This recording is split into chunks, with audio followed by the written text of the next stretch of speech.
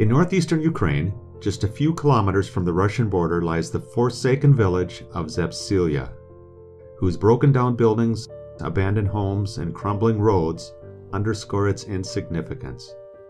Like in other places where the Tomorrow Clubs work, many of the 2,500 or so residents of Zepsilia are living lives of hopelessness and despair.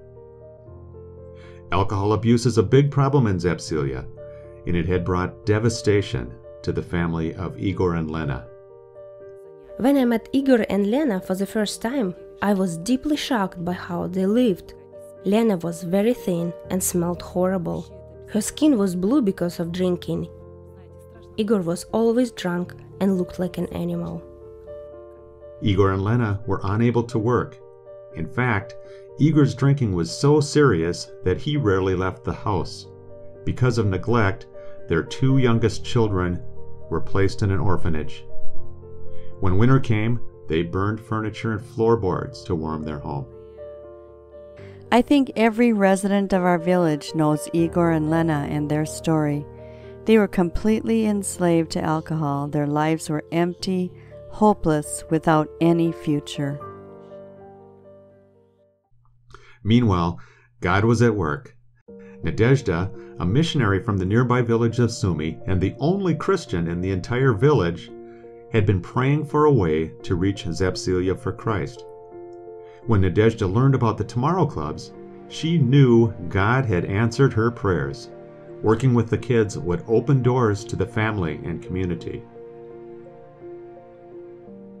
Together with the team from Sumy, she started to hold Tomorrow Club meetings in a 2-room abandoned house, and soon 25 to 30 children were coming every week.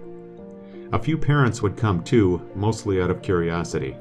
One of the regular attenders was the 12-year-old daughter of Igor and Lena.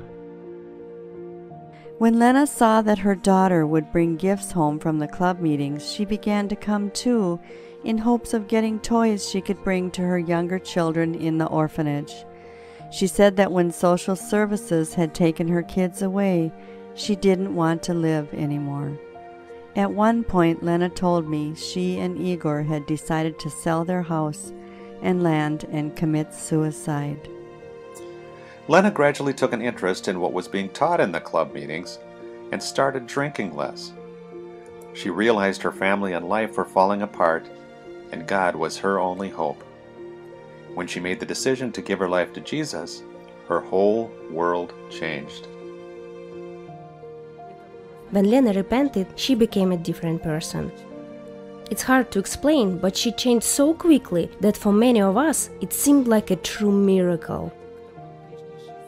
By this time, a small church had formed from a group of parents who were coming to the Tomorrow Club with their kids, and Lena came to the church meetings regularly. Despite their reputation, the new church took an interest in Igor and Lena's family. The church members would come to visit Igor and witness to him. They helped them refurbish the home. One family bought them a cow. I couldn't understand why people from the church cared about me, but I was moved by their help and their compassion. Somehow, I felt their prayers and started to come out of the darkness I was in. Sometimes I would come to church with Lena. Then the day came when I repented. Now, when I look at Igor and Lena, they are totally different people. They are different in every way. At home, in the community, with their kids, the way they think and talk and serve the Lord. After they trusted their lives to Jesus, they became a living testimony for the entire community.